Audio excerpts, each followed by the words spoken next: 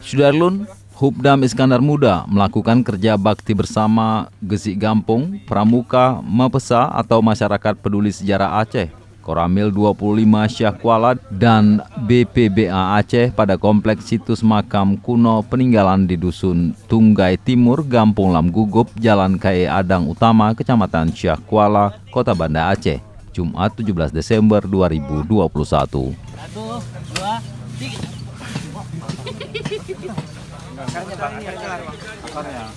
Tarik kemari.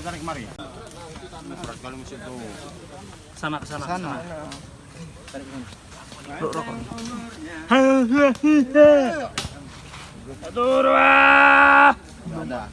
sedikit aja goyangnya.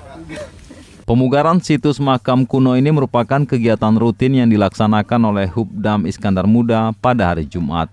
Selain itu, sebagai wujud kepedulian sebagai masyarakat terhadap benda sejarah untuk dipelihara dan dijaga bersama-sama. Kegiatan pemugaran atau kerja bakti Hubdam Iskandar Muda bersama masyarakat ini bertujuan membangkitkan rasa kepedulian masyarakat luas kepada benda bersejarah di Aceh. Juga sebagai untuk membina hubungan sosial antara masyarakat dan sebagai bentuk perhatian pada benda peninggalan sejarah yang akan diwariskan kepada generasi yang akan datang.